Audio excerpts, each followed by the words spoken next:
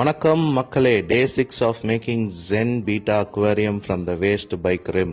டே 1, 2, 3 வீடியோல எல்லாம் நம்ம எப்படி பைக் ரிம் கட் பண்ணோம், எப்படி ரஸ்ட்டை ரிம் பண்ணோம், எப்படி அக்ரிலிக்கை கட் பண்ணி இந்த ரிம்ல ஒட்டணும், அப்படி எல்லாமே நம்ம பார்த்தோம்.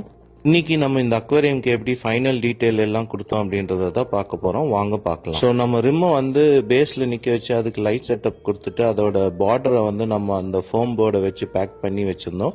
ஸோ அது நல்லாவே காஞ்சிருந்துச்சு. ஸோ இந்த எட்ஜில் நீட்டிட்டு இருக்கிறது எல்லாத்தையுமே வந்து கேர்ஃபுல்லா வந்து நம்ம வெட்டி எடுத்தாச்சு.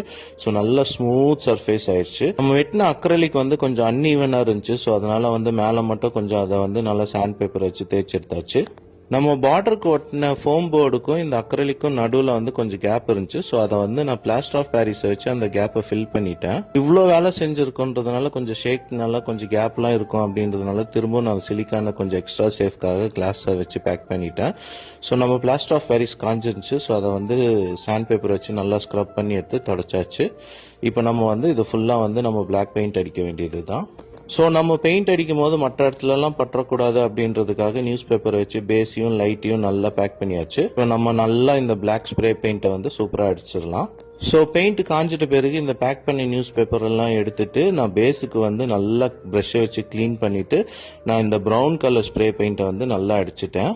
ஸோ அது நல்லா அந்த வுட்டு டெக்ஸ்சரை வந்து உங்களுக்கு கொடுக்கும். மேலே கிளாஸியாக இருக்கிறதுக்காக நான் வந்து கொஞ்சம் வார்னிஷையும் சேர்த்து அடிச்சாச்சு. ஸோ மக்களே இது எல்லாமே இப்போ வந்து நல்லா காயணும். அப்புறம் என்ன மக்களே, இது 24 hours காஞ்சிட்டு பிறகு இதை அன்ராப் பண்ணி நம்ம இதில் தண்ணி ஊற்றி மீனை ஊற்றினா நம்ம ஜென் அக்வேரியம் ரெடி. ஸோ நாளைக்கு நம்ம இதில் எப்படி தண்ணி ஊற்றணும், எப்படி மீனை விட்டோம் அப்படின்னு தெரிஞ்சுக்க இந்த பேஜை ஃபாலோ பண்ணி வச்சுக்கோங்க. தேங்க்ஸ் ஃபார் வாட்சிங். நாளைக்கு சந்திக்கலாமா?